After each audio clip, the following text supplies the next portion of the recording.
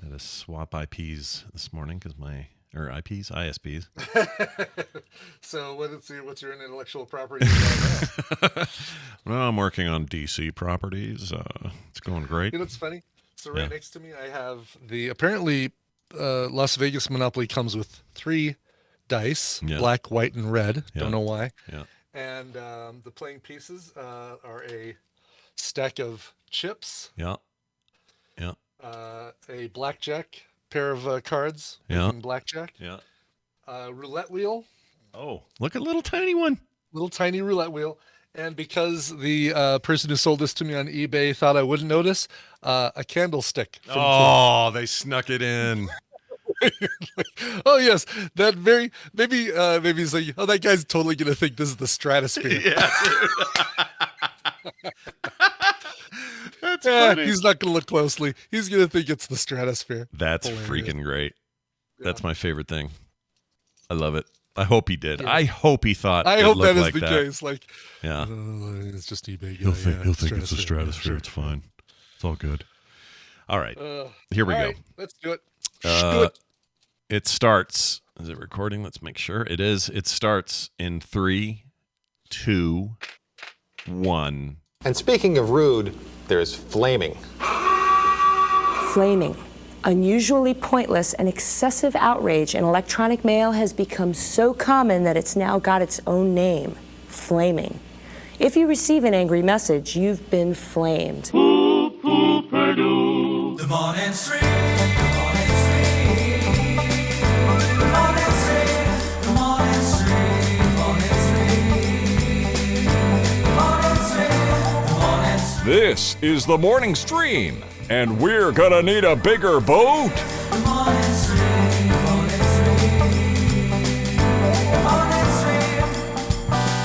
Hello, everybody. Welcome back to TMS. It's the morning stream for Tuesday, May 9th, 2023. I'm Scott Johnson. That's Brian Ibbett. Hi, Brian. Hello. Good morning. Good morning. I would like to just do a quick advertisement for our pre-show. Okay. Today was really great. We learned some things about how hockey and basketball work together. We learned about how parrots can't have Teflon in the house. Didn't know about that. That's right. Yep. And how the stratosphere looks like the Clue candlestick.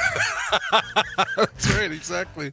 Listen, if you're not a patron or a live listener, you'll never know this unless you join up. You'll never know what any of those things mean. Yeah, it was a particular, and you'll hear a little bit of Running Scared, Brian's impersonation of Billy Crystal's character from Running Scared. That's right, the perfect meal topped off with the perfect dessert.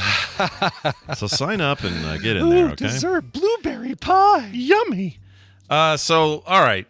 It's been a day. I couldn't sleep. I don't know what my deal is. I think I'm stressed because I got a lot to get done this week. We've had very little time since we got home from Vegas to kind of catch up, and I'm immediately going back to Vegas on well, not immediately, but I'm going back on Saturday after Film Sack, and it just feels like there's not enough time between this and that for me to do it all. Sure. So I think it's like keeping me up a little bit.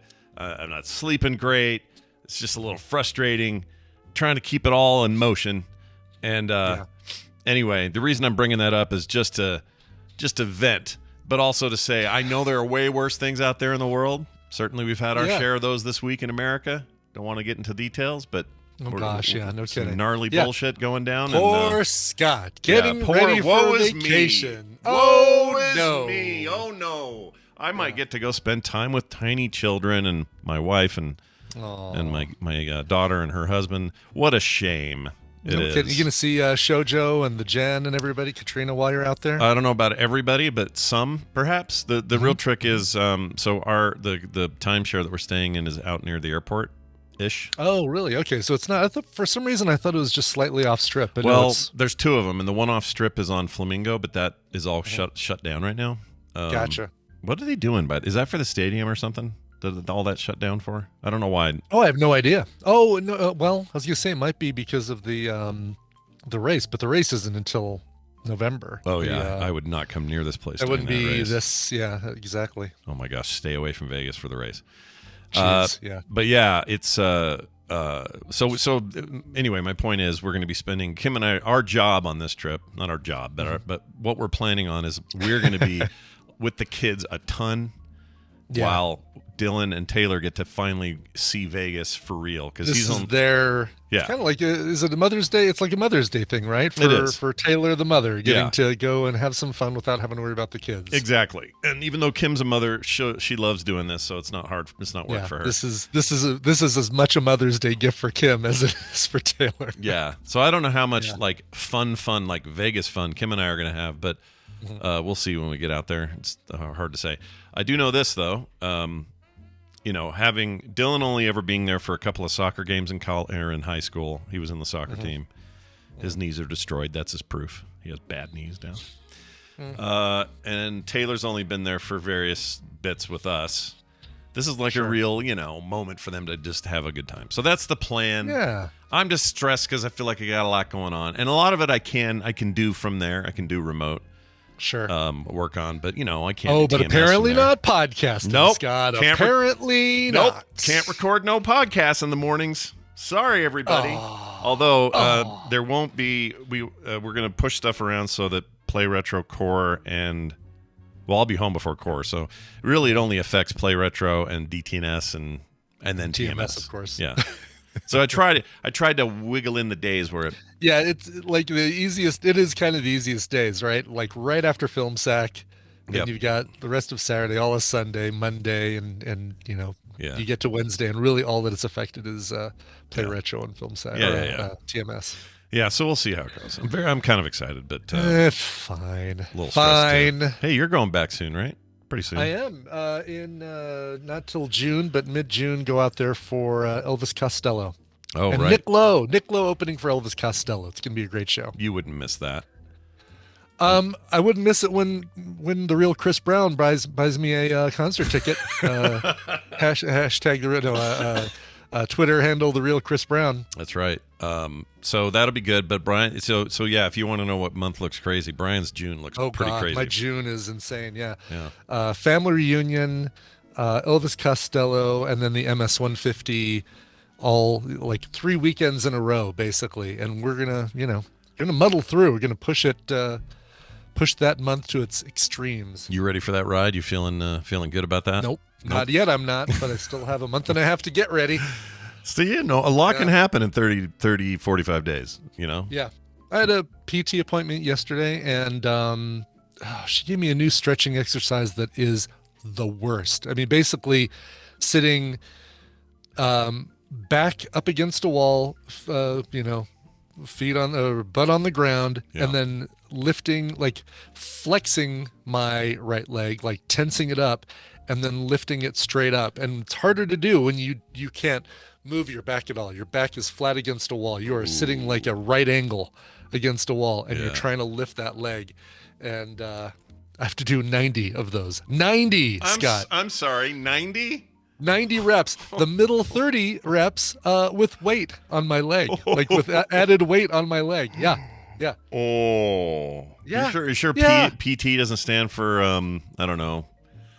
Something torture? Something torture, Plenty of torture? Pointless torture? Pointless torture.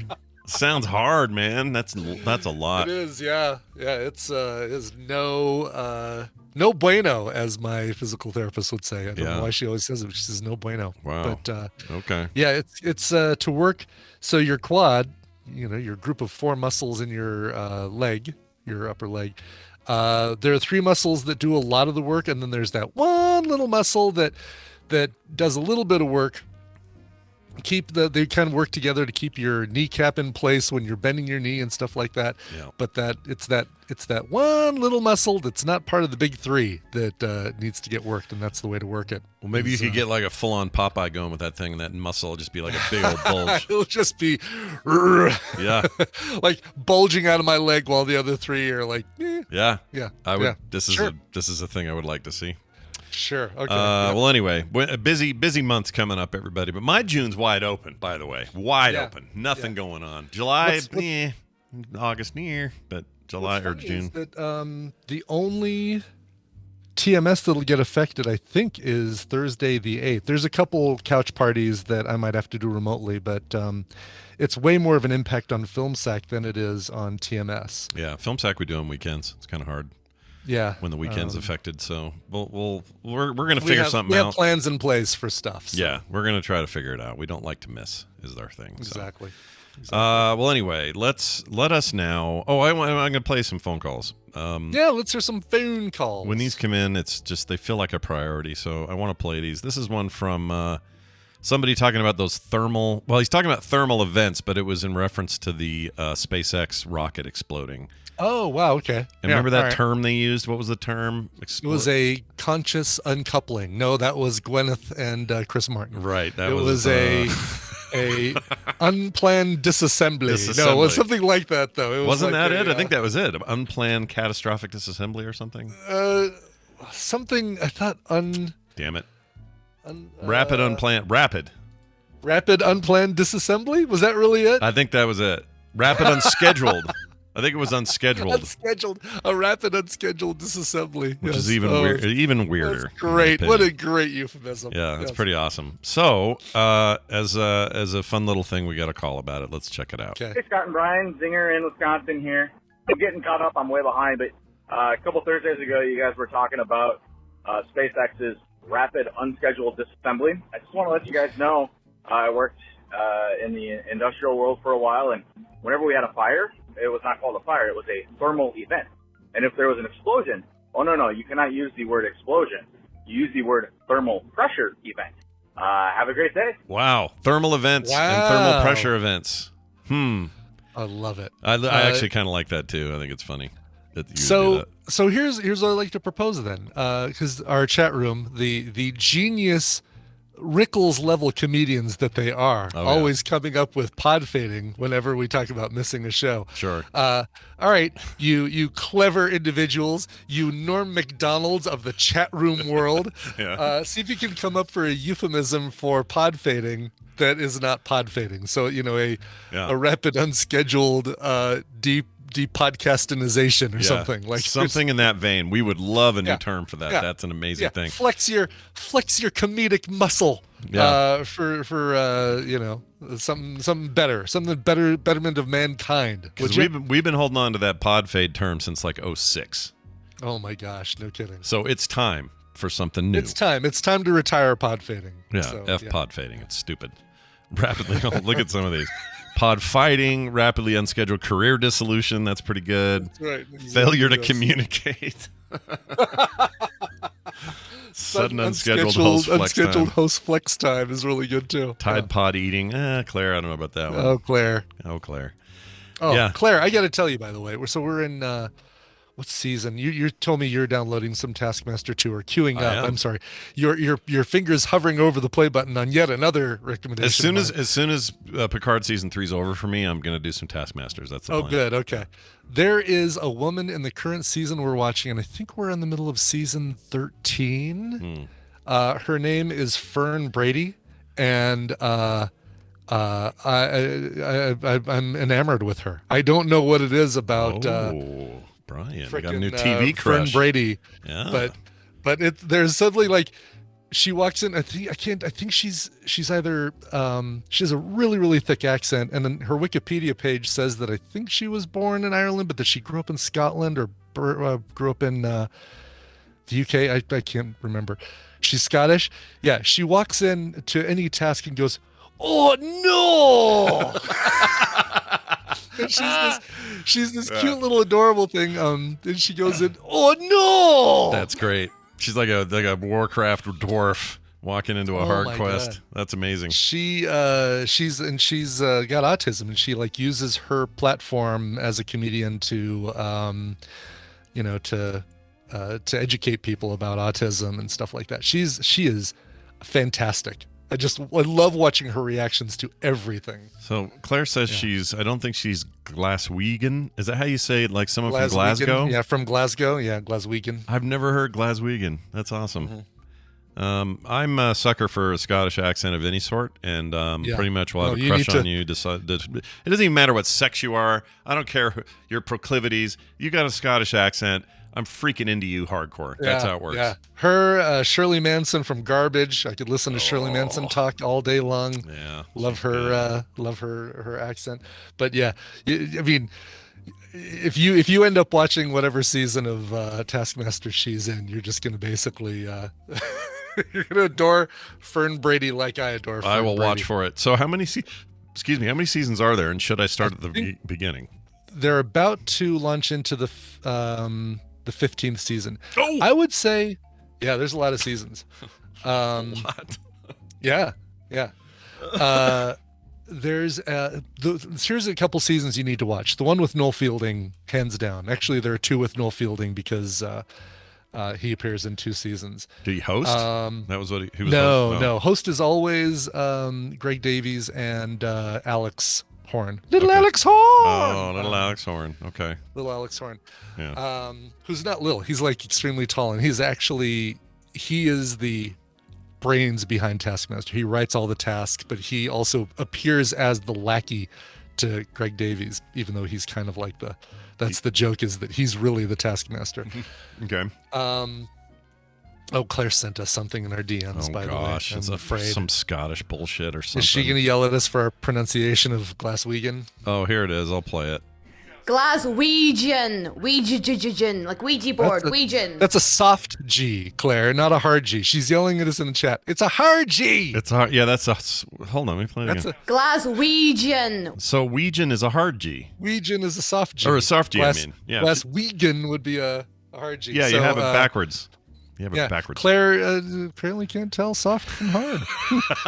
let that be known to all of you out there that. Nice. Anyway. Yeah. So watch the one with Noel Fielding. That's like season 2. I think you can start with season 2 and just make your way through. It's so good. All right. Yeah. I'm kind of into it. I saw something yesterday. What did I see? I'll tell you this: the tough seasons are the ones with where during COVID they didn't have an audience. Yeah. And it's just the 5 contestants and the 2 hosts sitting on a stage with some very little audience piped in, or not piped in audience noise, but after they taped the show, they then showed it to an audience and then they recorded the audience's laughter, but they added it back to the show. It still feels really weird. It doesn't feel right. Yeah, but they don't. It's gone now, right? They're not doing that now. It's over. No, they're back to having an audience. Yeah, that's good. Season 14 is TV's Travis. He's saying, Dara O'Brien. It's Dara O'Brien, but it's spelled Briain, I think, and it's pronounced. And he is Irish, right? Dara O'Brien.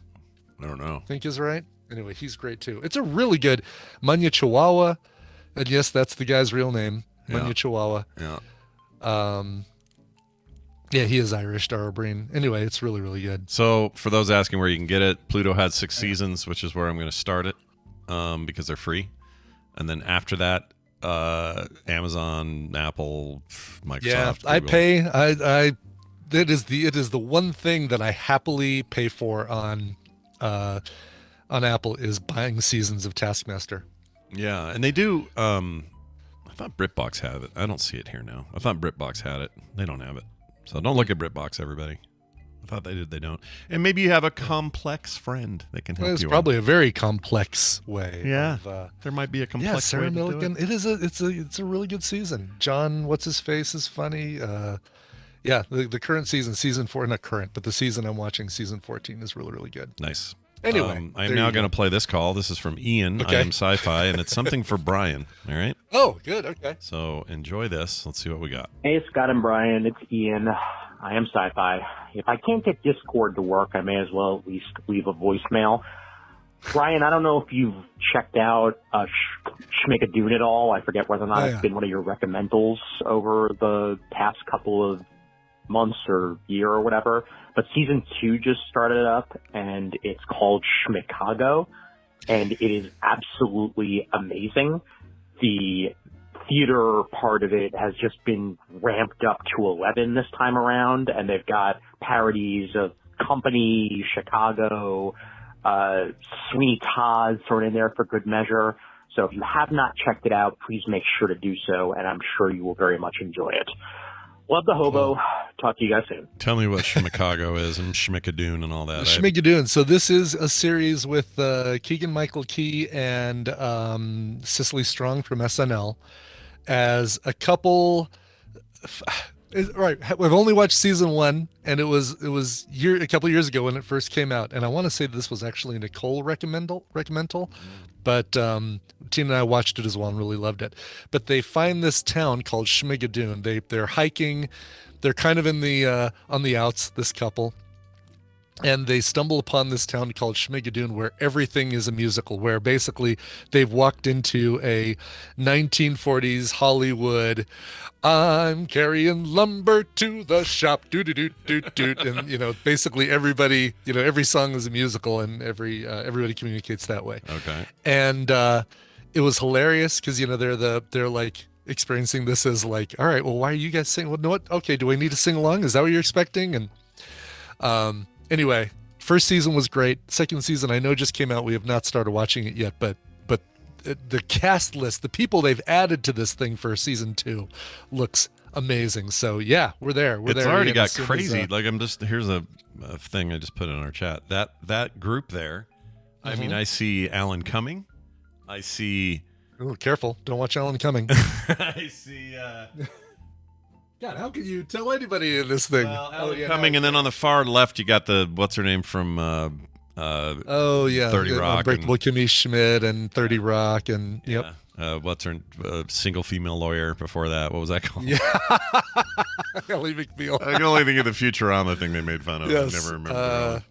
Yeah, Ally McBeal. That's right. I can't think of her name though. It's like Blondie McPants. I don't know. I know. I want. Jenna. Jenna something.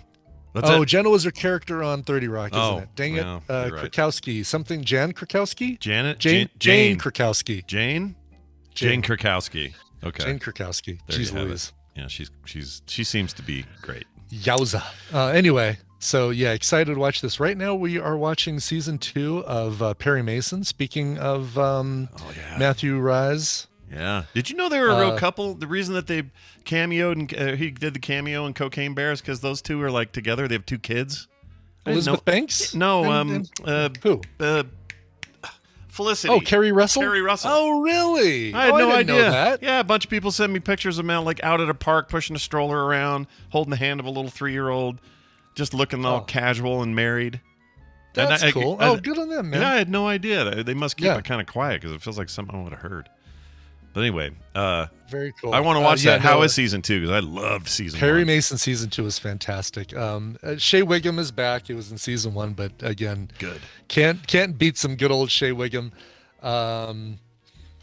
What's his face? Brother on Weeds. I like him. Kirk something. Hold on, I'm gonna look it up. Kirk Pumba is his name. Kirk Pumba. That brother is hilarious. What is his name? Yes. His name is Hunter. Nope. His name is Justin Kirk. Justin Kirk. Oh, that was the problem. I was thinking Kirk first name and trying to build off of that. Yeah, Justin Kirk. Anyway, he's got a face for the 40s and 50s. That's great. He does. Yeah, so you see him in his look.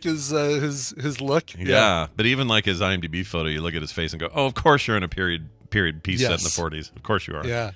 That's great. Yeah, it's great, and love it.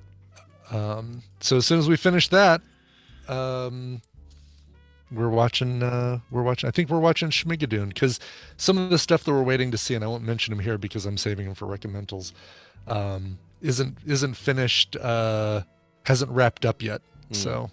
Well, has Schmigadoon actually is a really good question. Or Schmicago, I guess it is. Didn't they just call it? So they literally changed. I the think name it's of the Schmigadoon series? season 2, but I want to say it's called Schmicago is the season title. Yeah. Okay. Let's see. May 3rd is the most recent episode. It looks like all 6 are out. There we go. May 3rd was episode 6. So there you go. Okay. Yep. Cool. Boy, there's a show I'm recommending on Wednesday I wish was all out and I could binge. I know. Yeah. I'll be talking about it on Wednesday, but it came out already. But man, I am all about what I saw. Holy crap. Can't wait for that thing to work itself out. And I've even read all the books and I already know what happens, but I still can't wait. Nice. All right, let's move on to some news. We know that one of the important things we do here on the show is we keep our listeners informed. That's so right. Yes, today's one of those important days. news of the day. That's right. That was freaking loud, wasn't it? Today's news is brought to you by Soundography, a brand new episode of Soundography. It is Soundgardenography. Yes, we listened to the entire library of Soundgarden and Chris Cornell, and my God, we loved it. Spoiler alert, we loved it. But what did we think overall? Like, highs and lows, favorite songs that aren't greatest hits, etc. Well, you'll just have to go to our website and listen, or go to your podcast app, Soundography, or soundography.com if you want to subscribe. Go check it out. And me and Hammond and all that stuff in one place. Nice. I love Cornell. I love Soundgarden, and I really like everything else he did, solo or otherwise. Yes. Oh, yeah. We talk about the Audio Slave and Audio Slave. Yeah, Audio Slave. Audio Slave. Yeah, they were great. Yeah, they were great. Morello in there. Good stuff. Yeah. Oh man. All right. Let's move on to this first story. This is an Uber story. You mean it's just a very high level story? Is that what you mean? Nope. I mean it's about driving people around. And I'm going to play this. And obey traffic regulations. Yeah, it's that kind of thing. The weirdest items people have left behind in Ubers. Brian, we're going to see if any of these have been left in your lifts before. Okay. It's not unusual, says, what's his name? It's not unusual. Tom Jones. Tom Jones. Couldn't think of him.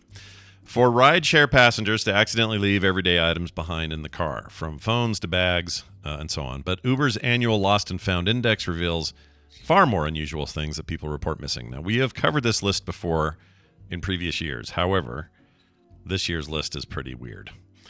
The most unusual item reported missing was a Danny DeVito Christmas ornament someone left in a car. I love it. Yeah. That's pretty good. That's great. Yep.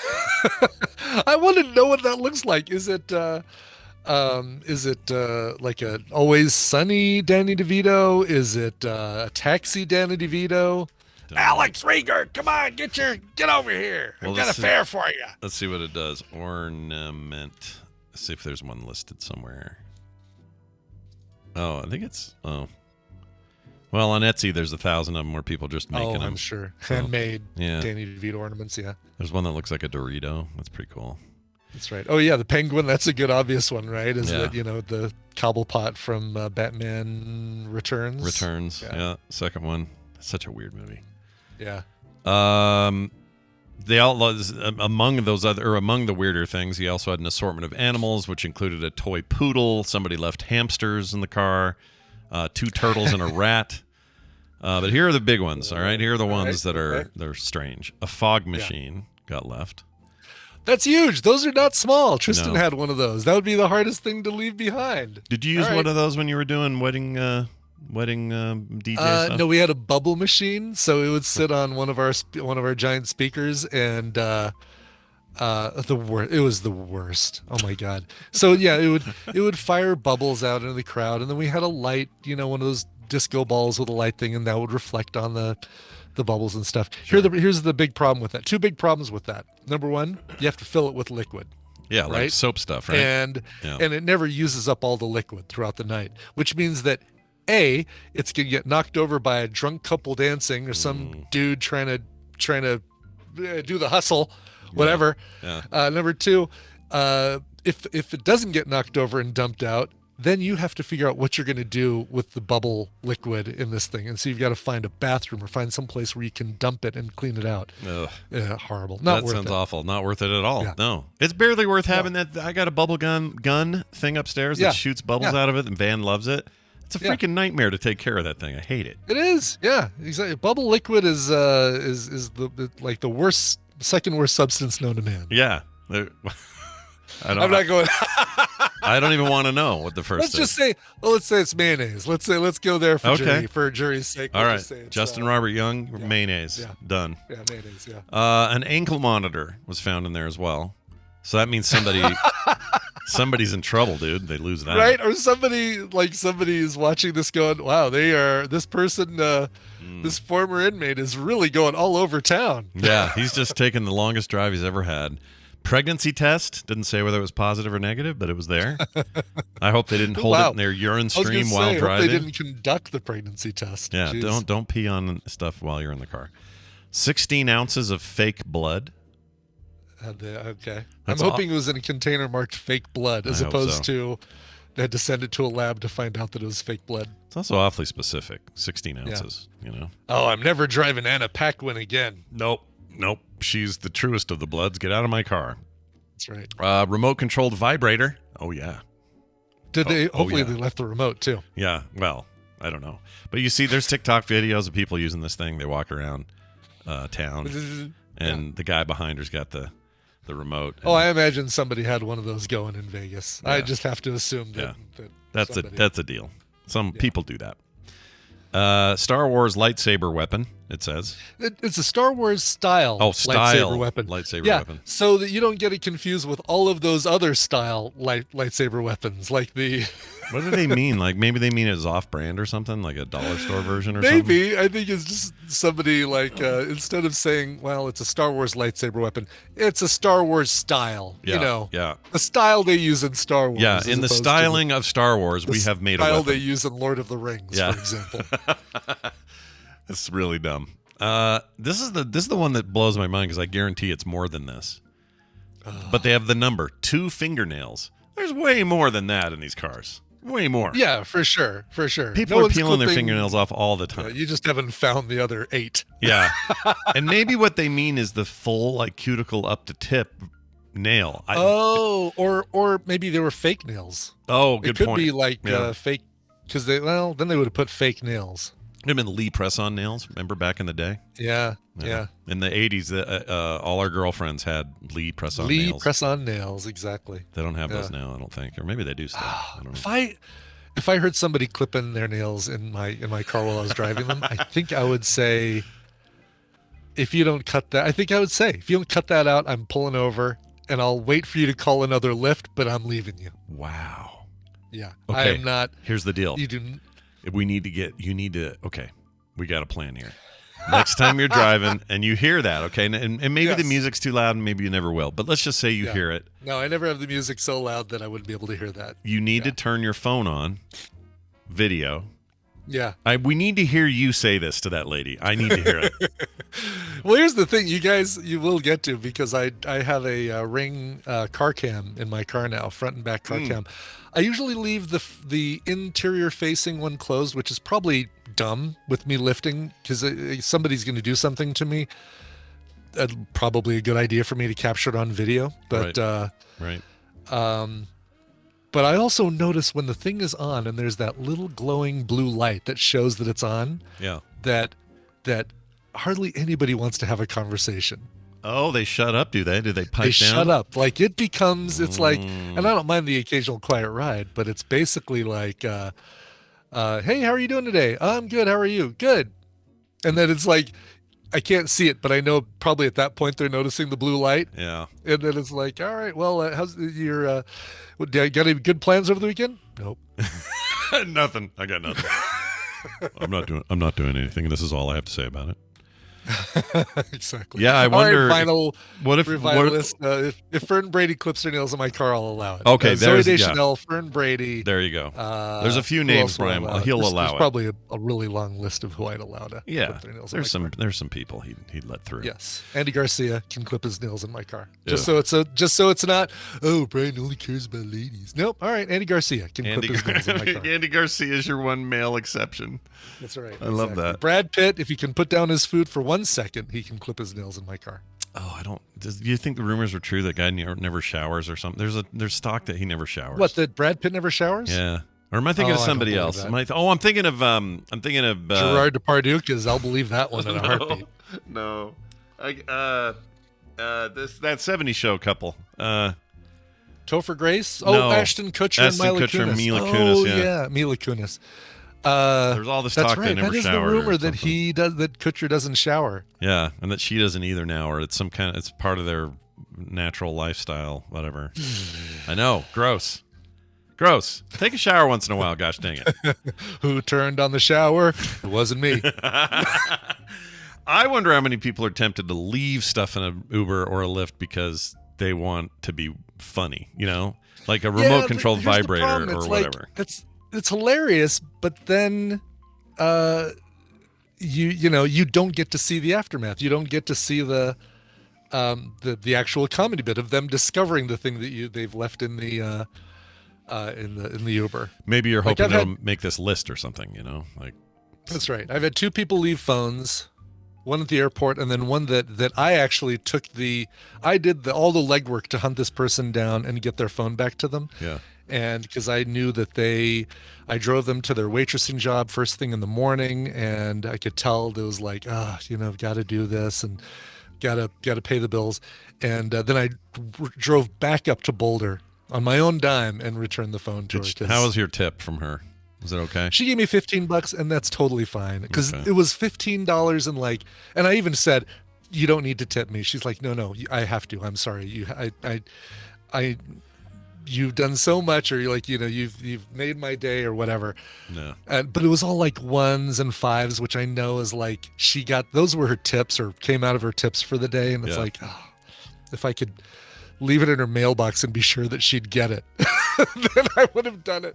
Yeah. But and then some guy this weekend, I'm dropped off what was my last ride, and I'm heading home, and I get a call, a phone number I don't recognize, and I say, "This is Brian," and I usually don't say it that nicely when I don't recognize the number because I want to let telemarketers know that I mean business. Yeah, this is trouble. Brian. Yeah, that's how I say it. Yeah, you're trouble. You're not just going to take their bullshit. Yeah. Right? Yeah, exactly. Oh, we're starting off at a level 5. Don't push me. Don't push me up. That's right. But anyway, he says, "Hey, this is Alex. I was just in your car. Did I leave a pair of sunglasses in there?" Dope. I say, "Oh, hold on. So let me check." And so I find the next convenient place to pull over. I get out. I look all over the back seat. I don't find a pair of sunglasses, but I do find that someone during that day had gum on the bottom of their shoe, and now there's gum on my freaking floor mat. Oh, well, to their credit, maybe they didn't know. They tracked it in. But that's what I have to basically. You have say to live with that myself. thought. Yeah, that's just going to be how it is. Somebody didn't just dump their gum in my or gun. Or gun. Dump their gum, their Star Wars style gun, the Star Wars style blaster. Yeah. From Star Wars. If exactly. you've seen Star Wars, I now have to ice and scrape and all that stuff. Oh, It's did that sitting work? upstairs Have you in the done that, bathroom. or did that work? I started the process and put some ice on it, and then got too sucked into Perry Mason and forgot I'd put ice on it. So I have soggy gum and a floor mat. I was going to say, realized in effect, you put water on it. Nice job. It's exactly what I put some nice cold water in it. So I'm going to continue fixing it after the show today. Speaking of lost phones, I don't know what happened, but right before Vegas, we found 2 lost phones in the same day, which is unusual. Where'd you find them? Found one in a intersection crossing on our way to breakfast to this place we like around here, and it was just laying there, shattered up pretty good. It wouldn't work. It wasn't on, so we just took it to the restaurant we were heading to and just said, in case they come by here, we don't know whose this is. And she was fine doing that. And then later that very same day, we're walking around the lake, another phone face down on the path. That one was working. So we're like, all right, we're going to take this to the closest place where they could do similar as the restaurant, but also we're going to wait for the call. Yeah. And the lady called and said, "Hi, is this my phone?" She was like, "Yeah, how do you answer?" Like, that's the thing, right? So you've got their phone. Yeah. I wrestled with this when this happened to the person in Boulder. Like, I was waiting for a call. I kept that phone with me. Went to the bathroom, kept the phone with me the whole day. Kept the phone with me. Finally, she gets a call. I'm like, I answer the phone. "Hi, I have this phone that belongs to the person you're trying to call. Do you know how I can get in touch with them?" Yeah. It's weird. That's all you can do, right? And you hope it's not a telemarketer going, "Hi, would you like to save 10% on your insurance by switching to Geico?" Right. Yeah, That's what I was worried about, is we get calls from something else, either something random like that or someone's mom, or, so how do you even do the conversation? But luckily it was the lady who dropped it. Yeah. And I said, or Kim had it, and Kim's like, "Well, it's a little scratched up because it was kind of banged up, like cracked and stuff." Sure. But she was like, "Oh, you're just going to save me. This is so great. Where do you want us to meet you?" And we just took it to a grocery store and dropped it off. I'm still waiting for the karma payback, though, and all that. So, karma, where's my payback for getting these 2 people their phones back? Okay. Yeah. I'm ready for. You might have to look back. Maybe you've got thousands of followers on TikTok. Maybe that's your karmic payback. Shit. That's my payback. It's in maybe retro. Maybe you've gotten the good thing, and now you're paying for the good thing by doing nice things for people forever. See, this is the problem. It's so undefined that nobody knows how karma works. That's right, exactly. I've already borrowed. I've already gotten the loan, the karmic loan, and I'm paying it back. Yep. Oh, darn. Okay. All right. What a shame. All right, we're gonna move on to the story about some Americans who did a thing that's weird. Yeah. Americans caught smuggling 375 pounds. That's our measurement. I don't know what it is in kilos. It's a lot, though. How many kilos per pound, or how many pounds per kilo? I have no idea. That's one conversion I never bothered to learn. Yep, didn't either. Never had need to. But anyway, 375 pounds of fruit roll-ups into Israel. They're blaming TikTok somehow. Okay, so I'll read the story. Israeli officials found a strangely sweet surprise in an American tourist suitcase this week. Security at the Ben Gurion, is that how you say it? Ben Gurion Airport? Ben Gurion? Ben Gurion. Probably some famous. Sorry, pulling up the India in the middle stuff. Sorry. Oh, totally fine. please continue. And I'll continue. Participate you as know much what? As I can. I'll continue. This is at the International Airport in Tel Aviv. They unzipped the American couple suitcase and were bursting. It was bursting with about 375 pounds of fruit roll-ups on May 2nd. Nice. There was a whole video and stuff around it. It wasn't the first time Americans have been caught sneaking cavity-inducing amounts of fruit roll-ups into Israel this week. In fact, it wasn't even the first time of the same week. What? Sorry, my Mac is freaking out. Okay, there we go. Let's see. First time this week, about 661 pounds of fruit roll-ups were confiscated within 1 week at the airport, according to the outlet. Okay. Apparently this is some kind of TikTok. Yeah, that's what somebody in chat is saying. A whatnot and Merman, I should turn to be. Merman, I should turn to be. Merman, I should turn to be.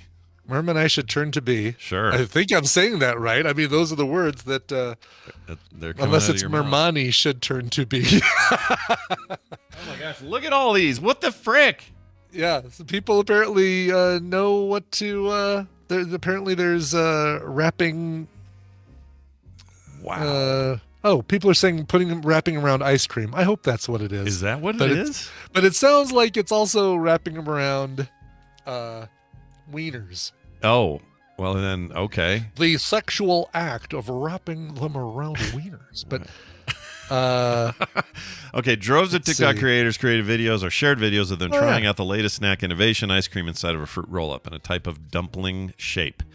According to the testers, the ice cream hardens the fruit roll-up, making it a delicious treat. Videos of the hack have gone viral, 14 million views. But why Israel? Yeah, that's a good question. Oh, look at that. Okay. All right. I'm kind of in. So I was thinking it was rolled up around it like a, you're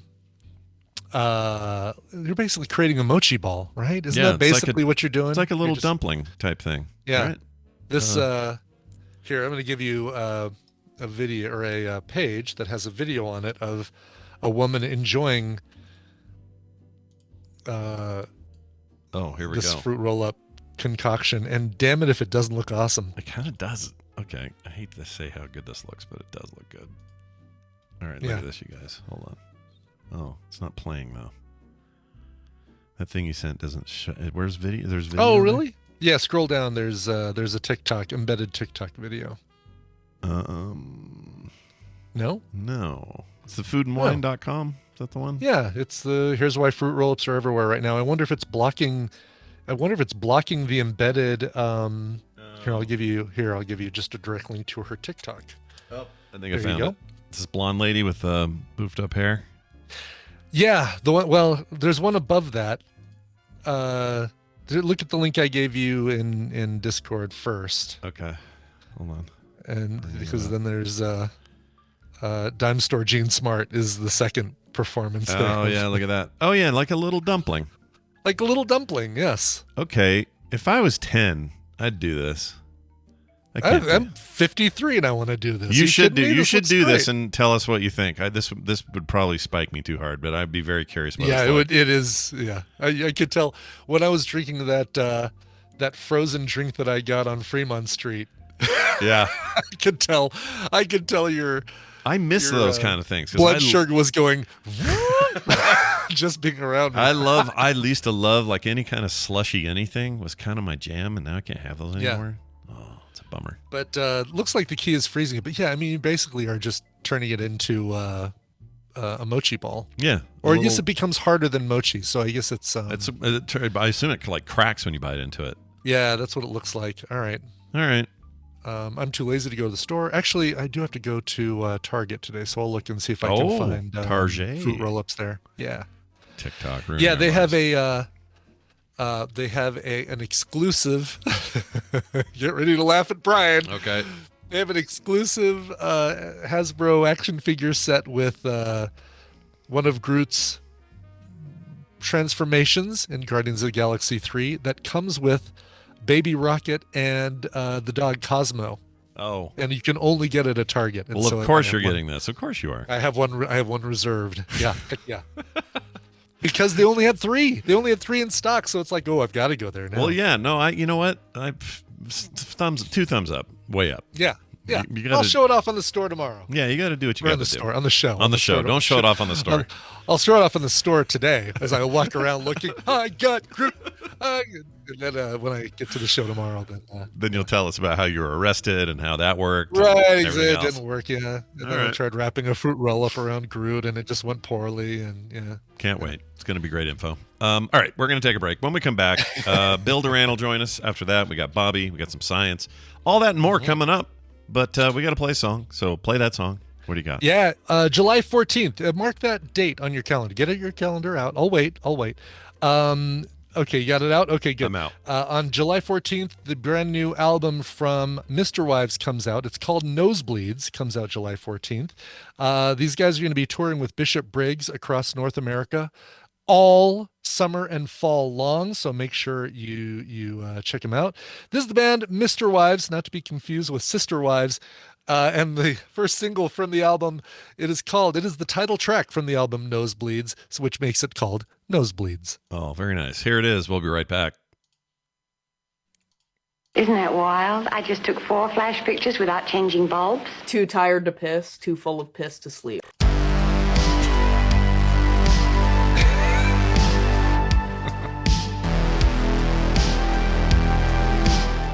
Oh, mere good. This is the morning stream.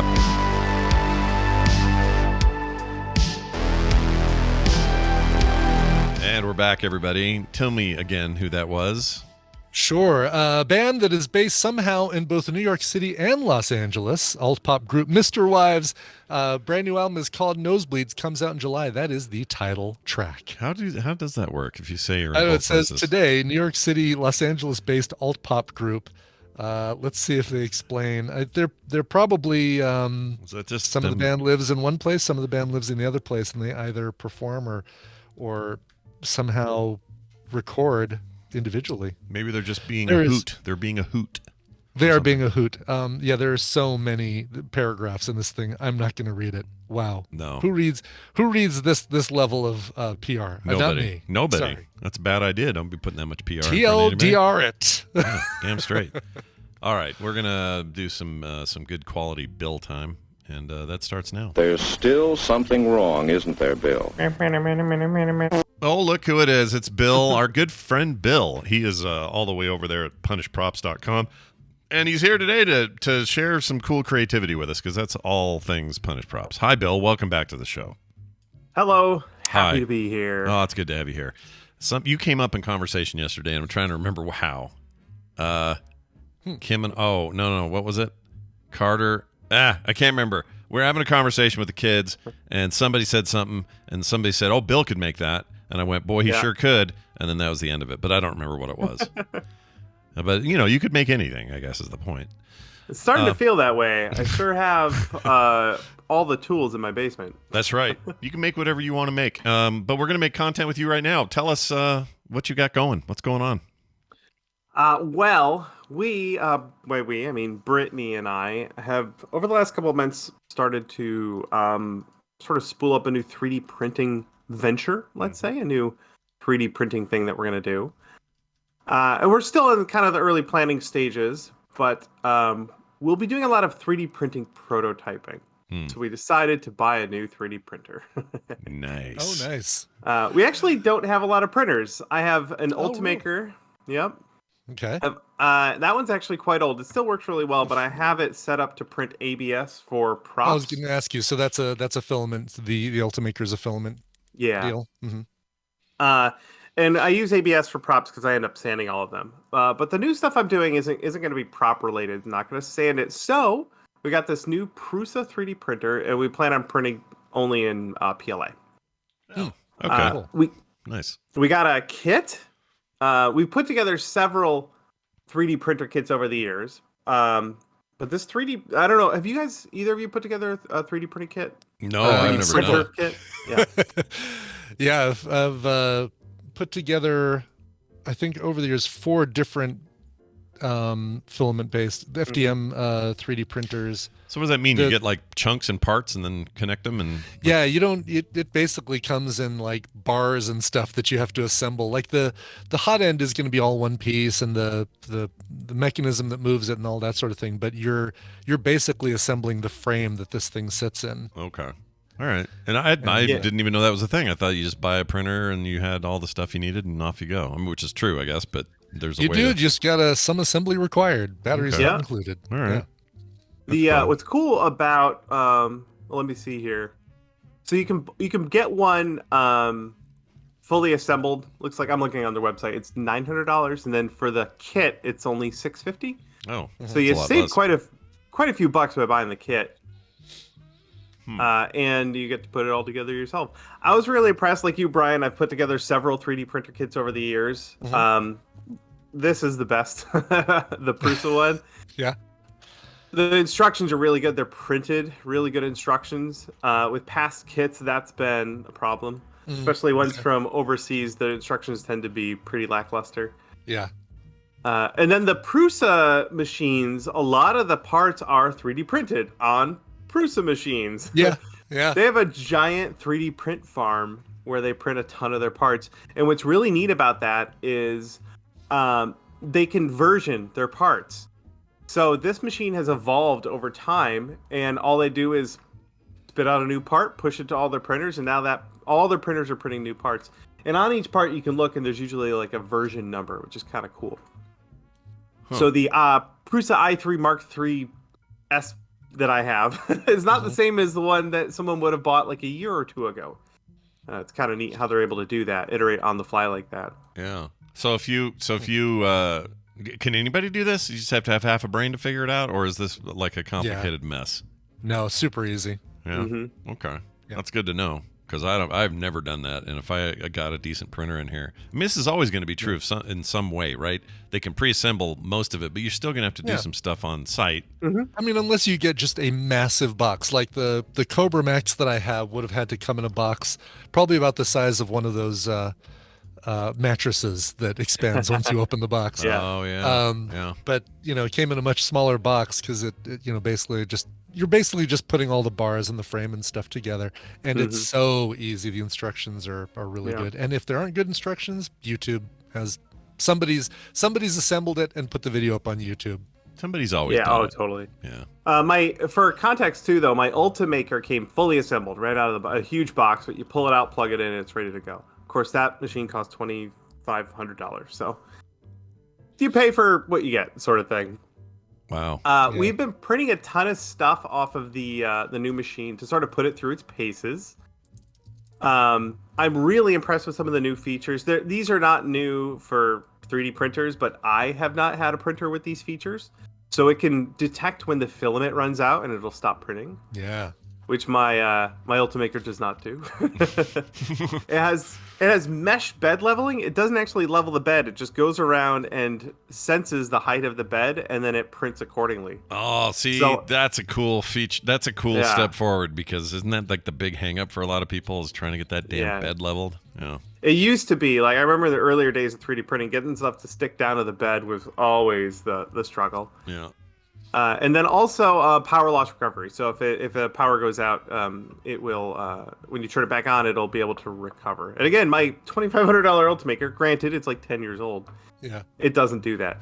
If the power goes out, I have to then figure out where the print stopped and then reslice it at that point, print the rest of it, and glue it back together. Oh wow! Okay, you're much more like I wouldn't even consider that worth the work. I just say, well, there's some plastic crap I've got to throw out, and I've got to start it over. If you're like a day and a half into a 3-day helmet print. Yeah, that's true. Use get a little Raspberry Pi and put Octoprint on there, because that will remember where you left off. That's a great idea. I'm actually planning on doing that on my Prusa, so I can do cool time lapses with the camera. Yeah. I really want to do that. Yeah. Somebody in chat says universal power supply, or uninterruptible power supply. I do have one of those. They just wanted you to order something on UPS. Yeah, I do. My Ultimaker is plugged into one of those, and it'll run the machine for about 45 minutes. Ask me how I know. Yeah, no kidding. Yeah, that's the thing with those, is they're great if you only have an outage that lasts 10 minutes, but it's not always true. Yeah. Nope. The whole idea, the whole idea of those is just like, hey, the power's out. Now I can safely shut everything down. It's not so much that I can run for 45 more minutes. Woo! Yeah. Anyway. So, like I said, we've been putting it through its paces, and I've been doing a lot of printing on the machine. And we've been going out and looking for people who make and sell really cool 3D files, which is fun. There are a lot of people out there now who are doing that, a lot of Patreons and stores where you can buy 3D files. And of course, I am an advocate for paying artists for the cool work that they do. So I've been tweeting about it over on Chimbeard on Twitter. Some of the things we've been printing. This one place called JBV Creative Studios has a bunch of cool things. I like printing stuff that are like kits that you can put together. Mm-hmm. And they had a multi-part geared mechanism that's really neat. You can either run it with a power drill or a hand crank, which is fun. Oh, cool. And it makes a little Beyblade type thing spin around, which is always a good time. Yeah. So that was a fun one to check out. And then my friend Allie Katz does what's this called? The Ultimate Picture Frame. So it's a modular picture frame for both Imperial and metric. There's a whole bunch of different kits. And again, you print the parts you need, and you can assemble it to make a picture frame exactly the size you need. Oh, give me 5 seconds. I'm going to grab the thing I printed just recently. All right, go for it. Show off. Go for awesome. it. All right. So the picture frame we put together, and my friend Sanet, Spicy Thai Design, sent us a drawing years ago, and we finally got it all framed up because of this nice. thing. Fine. Sometimes projects start, and then there's a big chunk of time. And then I'm pretty sure I got this picture in 2015. But I finally got it framed. Yeah, it was a pretty good year. So you probably for whatever reason, sometimes we just put our stuff off. I was looking here at your your Twitter account. Hold on, let me move that back up. This repost you did of Mitsula in Disneyland. Yeah. Is that the thing? And Brian's back. Maybe he did it. Brian, did you print that medallion that Mitsula's wearing at the Disney thing? Yeah, the his Grogu Flava Flav thing that he wore last night at Star Wars Night. It's great. So good. It's so great. Good. Yeah. All right. So if you saw him though, if you saw him in a Walmart, you might call security. That's all I'm saying. You totally would. Yes, with those feet and everything. Yeah. So one of the people that I follow, that I have a Patreon too, that does 3D stuff, is Clock Spring 3D, and highly recommend them. They're on my list. Yeah. So this is the skull box. Oh yeah. And it's got a nice little lid that you pop off here. Let me from this angle. Nice little lid and stuff. Yeah. But let me turn off my lights here because I want this to be visible. Yeah. It works with EL wire, electroluminescent wire. Yeah. And so oh, what? So, you basically run EL wire through the grooves on this thing, and then you've got a skull box that lights up, and it's even got a place inside for the EL wire to terminate. To terminate, basically to hang out. Dude, I haven't separated out the lid yet, but yeah, this is I want to do some. This is the damn coolest thing. Oh, I gotta it's so say. cool. So cool. I want to make Tron stuff now. That'd be perfect for Tron you stuff. can totally do Tron stuff. You can do, there's also There's a new LED wire that's very similar. It's about 3 millimeters wide, very similar to EL wire. However, it is brighter and does not require an inverter that whines at you. Oh, really? Really? Yeah. So that would be worth checking out as well. This thin lighting stuff is something I've been looking to explore, and through 3D printing, I think that's where I'm going to do it. I love the idea of designing stuff where you then sock in these pre-made things and they just work. Yeah, that's cool, man. Totally. I'm trying to figure out a way to do a lightsaber / kyber crystal holder that uses EL wire and looks very very Sith, because it'll be red and black and stuff. And oh, people use this on their car interiors. Crazy. Yeah. I've never seen this before. This is wild. This is news to me. It's only $14 for this much. Jeez, it's cheap. You get a lot of stuff with I ended up with 5 different colors of EL wire for $14. Yeah, it's like and your own. Use the green for this. Yeah, those kits with all the different. I think I have 3 of those downstairs. I think I'm gonna order one. If I look up LED wire, I'm not quite sure what you would do to search for it, but Tested has a video or 2 on it. This thin LED wire. The only difference between the EL wire is you have to connect your leads on the opposite. You have a lead on one side of the wire and a lead on the other side of the wire. Oh, on this one I didn't. Yeah, for EL it's all on one side. Oh, I see what you're saying. For LED wire, you have to have a connection on both sides. I gotcha. Okay. So yeah, I've seen Amazon has some. They've got a Toink brand 100 feet RGB 4-wire conductor cords LED. I think is that actual LED wire? Is that wire to connect to your LED? Yeah, I'm not sure the LED. exact term to use. Yeah, I can't find it. But I said though, Norm did a video on it and tested if you're interested. Yeah, I'll go look for that stuff. And I'll be ordering and playing with some of that in the coming weeks, I'm sure. Yeah, very nice, very very cool, man. This is I love that box, Brian. Gosh dang it, that's cool. I know, it's so cool. I'll use that for my selfie for the show, the thing today, thumbnail today. We should make a 3D. I'm sure this would be easy actually. Make a 3D printed Tron disc. Oh yeah, and really easy to do with the sort of translucent. I'm pretty sure someone's probably already done that. Oh, I'm positive. Wire, yeah. That'd be so cool. I'd put that on my wall and never let it down. Oh, that'd be really awesome. All right, very cool. Always good. Never gonna let you down. Always good getting some inspiration from Bill and from Punish Props. Bill, anything in the form of a bonus link this week? Speaking of Tested, I just put a link in the chat in Discord. Yeah. Tested did a video covering some of the stop motion walkers from Boba Fett and Mandalorian. Now, these were done over at Tippett Studios, and my friend Sean Charlesworth, another Tested friend, he works at Tippett, and he got to make stop motion walkers for Star Wars. I think that's the coolest thing ever. Oh, man. Are you kidding me? Dude, when I was a kid, this is all I cared about. And they did lots of 3D printing for it. They got some stuff 3D printed in metal, and then they machined it after the fact. The Spider Walker, its legs are all 3D printed metal. And I think this is so cool. I love that they didn't just go with the standard Star Wars AT-AT, looking thing. Like this thing with like the claw machine and a crane and all those parts move. You could play with it. It's like these stop motion things are like the coolest toys ever. Yeah, they're robust and with the crane. That's announcing what Brian's talking about. Holy shit! Yeah, right. I want that so bad. It looks so. I hate to say it, but it looks like something from that movie that you kind of like so much. Yeah, that one I sort of mention occasionally. Yeah. Star Wars and Mad Max had a baby, basically. That's awesome. Yeah, that's it. All right, great stuff as always. Check out Adam Savage's channel, and of course, punishprops.com. If you're not already subbed, then who the heck are you? What are you doing? Yeah. Bill Who Duran, are you? Have a fantastic week. We'll see you next time. See you, friends. Bye now. See ya. Or I guess That we link, won't by see the you. way, on quicktms.li. So those of you listening to the show, just go to that and you can check it out. Check it out, indeed. Let's get science in here. Science. Yeah, time to learn.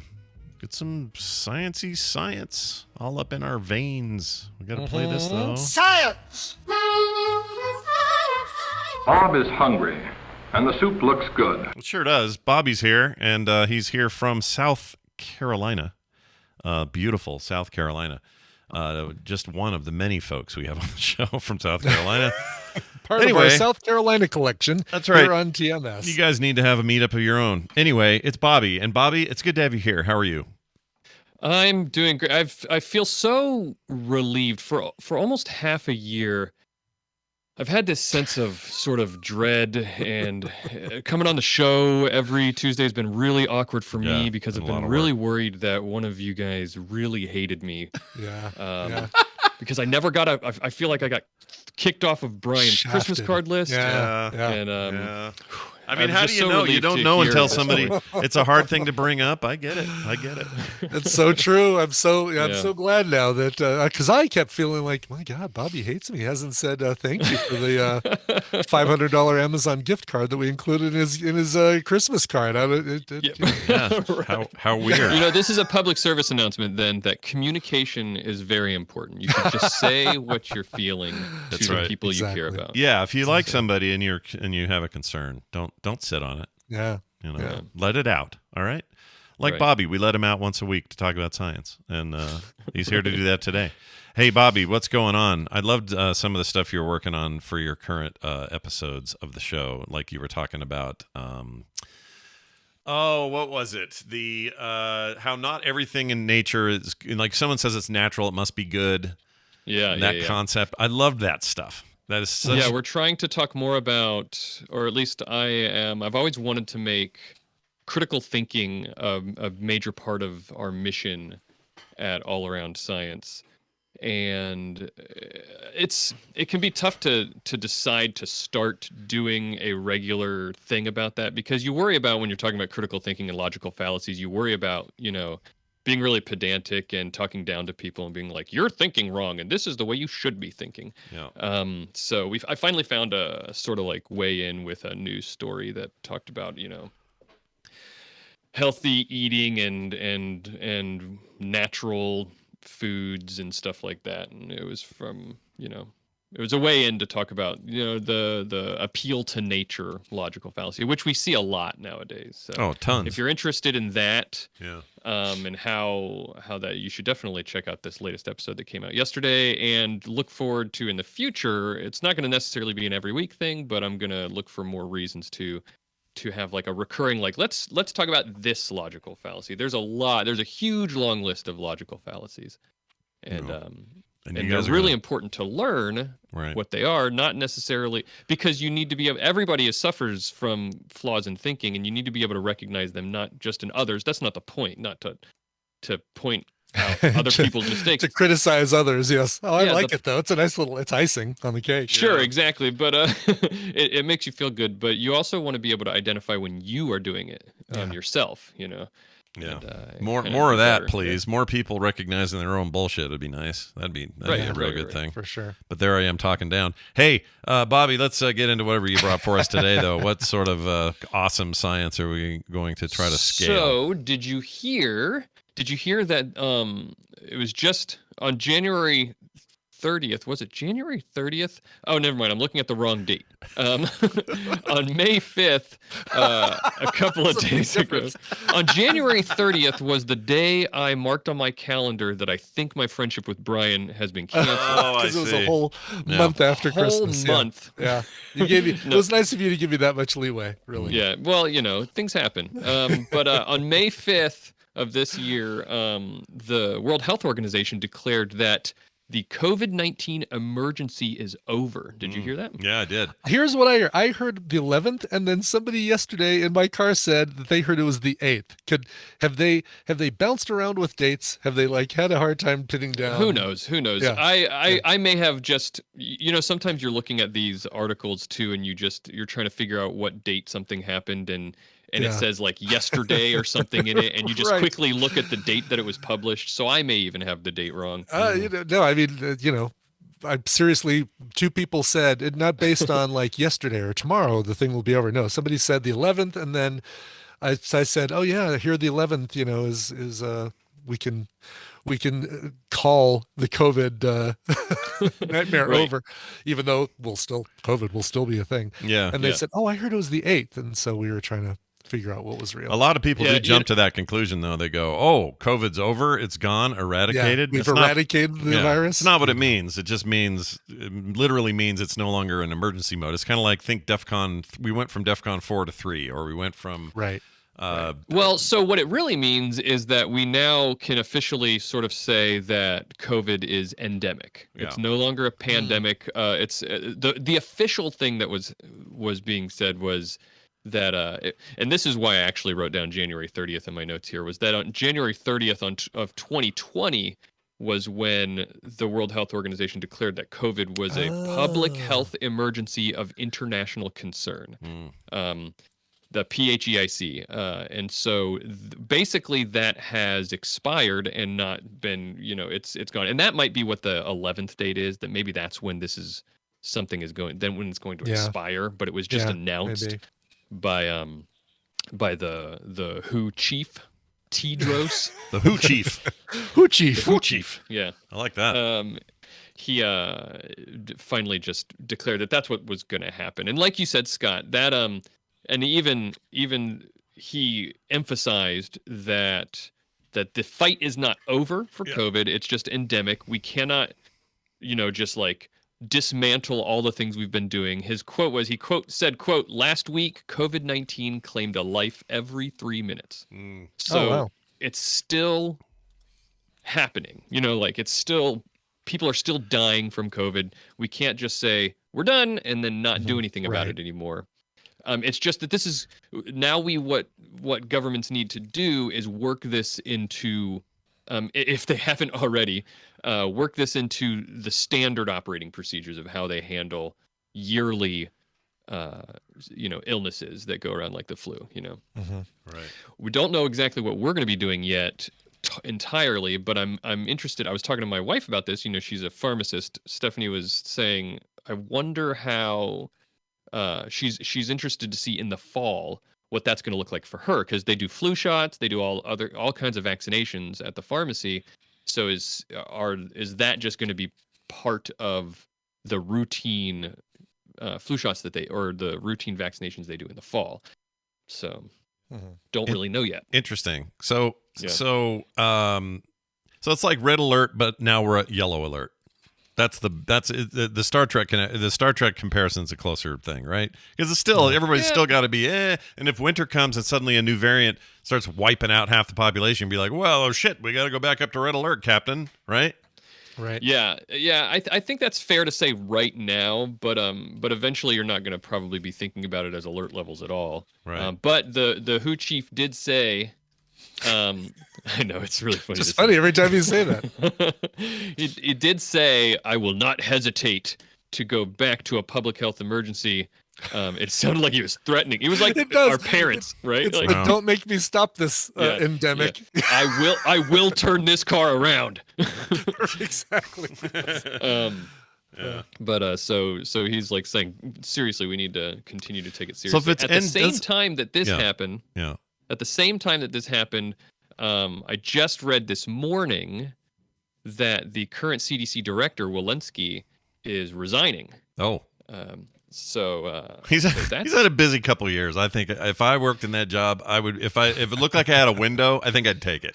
Yeah. She started at during the pandemic. Right. So she took over with the start of the Biden administration and inherited a CDC that had a rapidly deteriorating reputation.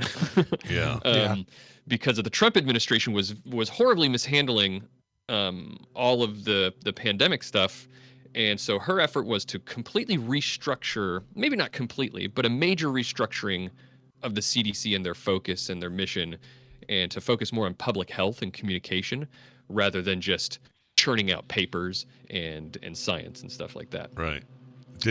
So let me ask you this. You say we moved to endemic status effectively. Does that mean every outside? Yeah, I know. Someone's mowing. Don't get me started. How do you even mow in that state of yours? Like when I was in Mississippi. It's our lawn care guy, and I don't like this guy. Yeah. Oh, you don't like this guy. Don't like the look in his eye, do you? Okay. Oh, yeah. So, Anyway, sorry, go so ahead, this is what I please was going to say. If it's endemic status, do you go? Does that mean that in September, October every year we go in and get boosters? Do we go in and get regular old-fashioned vaccines the way we do for the flu and that sort of thing? Like, what is the plan there? Or do we know? So I don't know. Yes, is the short answer to that. We don't know whether it'll be. Will they call them boosters or will they just call them COVID shots? I don't know. I mean, I don't even know if technically do we consider the flu shot? Is that really a booster, a flu booster? I don't know. Not really, I guess. But we are going to get something on a regular basis. That's for sure. Okay. There's no way we're going to get around and that. by the But way, just real so I can get it question out is- there, so I can stem off some emails, all the listeners who are, and you're fine to listen to the show, but if you're an anti-vaxxer, don't write in telling me what you think. I already know what you think. I already know. So when we say we have to get vaccines, you don't have to come and tell me why you think I shouldn't get one, because I guarantee those emails are already clacking away on somebody's keyboard. Just stay there. We don't need. We know. We already know how you feel. You're good. We know. All right. We know. And it'll go right to the trash. Yeah, Sorry. it's not but gonna yes. bother. What I always say to those people is, we're not going to convince you, and you're not going to convince us. So let's just move on, right? Yeah. Like, let's just move past it. exactly. If you need to mute for a few minutes, that's fine.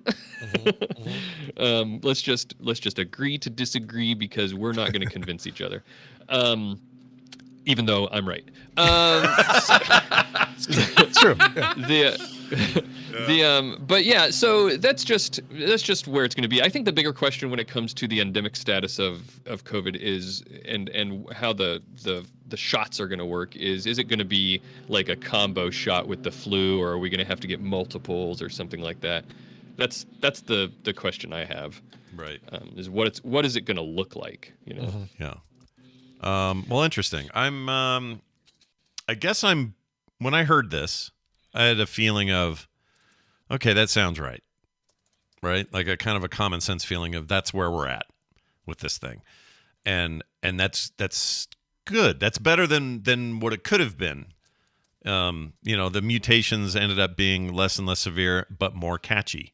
Right? That's good. I think, as an alternative to they're really, really severe and everyone dies who gets it, right? So like the trajectory it took was one of like, it watered itself down to be more catchworthy.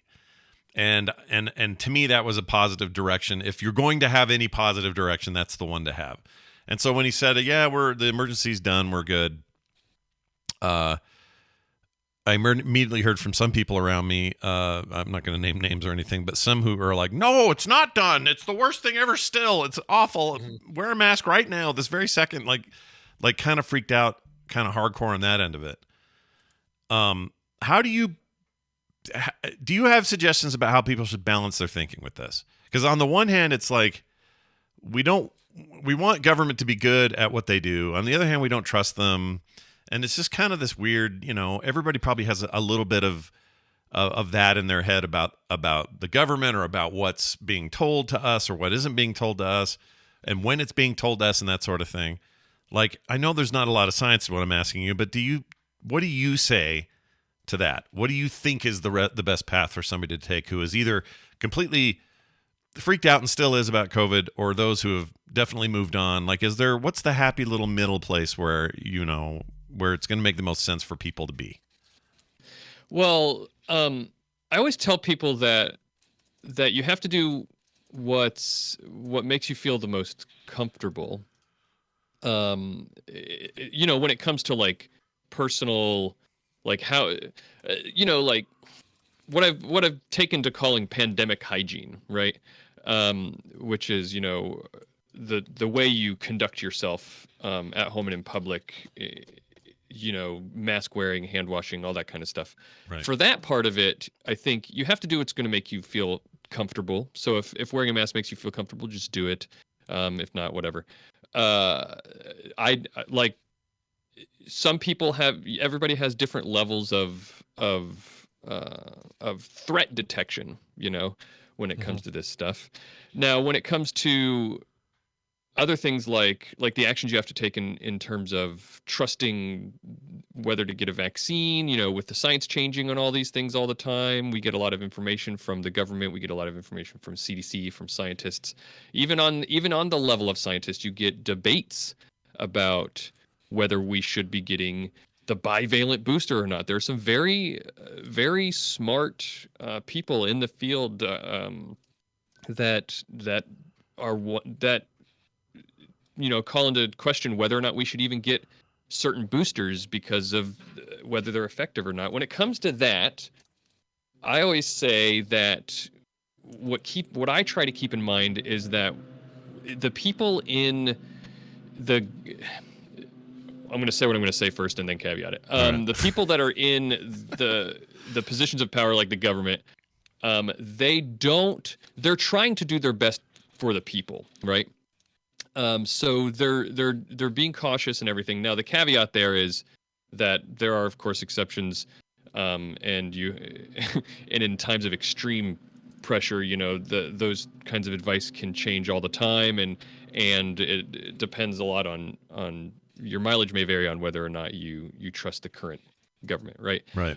But if you do, then just keep in mind that they're trying to help you. If not, again, it boils down to what do you feel comfortable with doing. You just have to, I don't know.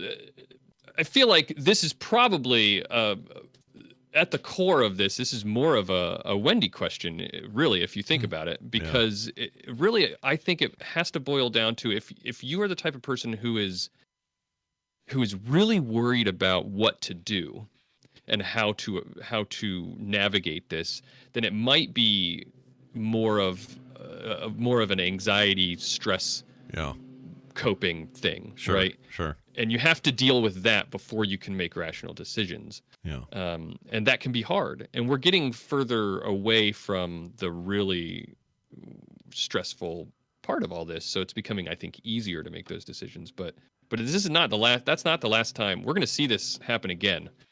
Probably. I mean, we will see this happen again. Do you think we're prepared for it better? I mean, I want to say yes, because From I want to say you would think at least that much we'd be prepared for it, just because depends on how long. Like if it's 100 years, everyone will forget again. But if it's like 10 years it's from now, not, and I don't think it's going to be that long. I think it'll happen in our lifetimes. Again, and I want to say optimistically that we've learned a lot of lessons from this, but at the same time, I know that there's evidence that we haven't, and I know that there's plenty of evidence that the people who are in the positions to make those decisions will often ignore the good advice that they're being given. So it's hard to say, and so I try, because it's such a hard thing to say. I try to lean towards my optimistic view that we've learned a lot of good lessons, and we're going to apply those lessons the next time it happens. At least on an individual level, we will. Sure. Sure. So. Yeah. Well, who knows? Who knows? We don't know. We don't know till we get there. Everybody be nice. That's the point. Yeah. Excellent. Well, Bobby, I do highly recommend people check out that episode that you just put up. It's very good. I listened to it yesterday. Appeal to nature fallacy. Yeah, it's really, really good. And, probably stay subscribed, because there's plenty of great science to be had. You should do that. That's right. Yeah. You can get that podcast anywhere, really, right? Just go search for it. Yep. You could go to allaroundscience.com, or you can just search for it where the podcasts are found, and you'll find it. You'll get it. Yep. Press subscribe. If it's free, it doesn't cost you anything. Yep, that's right. And if you don't remember it, do like Bobby and make up a little song or a story in your head about what you memorized and where you saw it, and then you go find it. 4 queens looked on the podcast directory for a show that didn't get stardusted. Yep. And that's the one. You nailed it. Bobby, have a fantastic week. That's the main thing. All right. Be good. Be nice. You all too. Do it all twice. We'll see you next time. All right. Excellent. That went great. Brian, let me tell you what else is great. What else is great? Tell me, Scott, what else is great? Ending this effing show right now. Oh my gosh. Well, not for good, but just for today. Yeah, we're at the end. So I do want to mention that we have a Patreon that supports the show. If you've not heard me say that before, then you might be new. And if you're new and you're thinking, what's a great way to support this cool show you just heard today? We have a way, patreon.com/TMS, where you will get no ads or commercials every day on your own custom feed that you get right there on the Patreon. Everybody at every level gets that, by the way. Pre-show content every day, also for everyone. Couch parties, also for everyone. Mm-hmm. Play dates, art in the mail, that's a certain level, but you know. So much stuff for everyone. There's so much stuff. It's embarrassing how much we've included for so little. So go take advantage of us today at patreon.com/TMS. Let's get out of here. Let's play some music to do that. What do you have?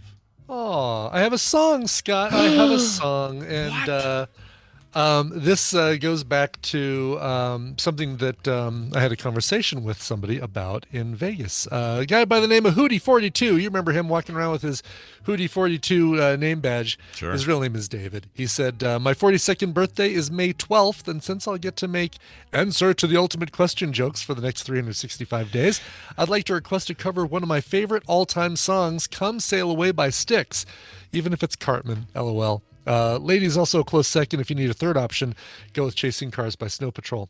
If plans hold, I'll also be having lunch with Scott, quote unquote, today, which is actually in a couple days. Oh, right. Yeah, right. The Thursday, I think, is the plan. Thursday. And if any of this didn't make sense, I'm still slightly drunk from TMS Live in Vegas as I'm writing this. He really was. He wrote this, on the 26th of April, which was right in the middle of drinking days. That's great. But we're doing this early because we have a lot of requests for the same day. So come sail away. You're getting Come Sail Away Hootie42 today. But before that, how about a birthday sound? Oh, yeah, why not? Let's party. Boom. Very good. All right. Well, come on now. I love the Cartman version of the song. We've played it on the show before. So I'm pulling something that's new. And one of the really good shows that were part of the MCU that weren't on Netflix or Disney Plus came out, I think, on, what was it on? Freeform, I believe. And it was called Cloak and Dagger. And it was based on the Cloak and Dagger comic book characters. Really cool series. I think it 2 seasons in 2017 and 2018. And part of that soundtrack was this song by Olivia Holt. Of the song by Styx. Here is Come Sail Away by Olivia Holt. Awesome. We'll see you guys tomorrow for a Wednesday edition of TMS. Goodbye. If you like what you just heard, there's a very good chance you will like all the shows on the Frog Pants Network. Get more at frogpants.com. All you need is Italian salad dressing. Oh, Phil Hartman. Yeah, she actually played Dagger in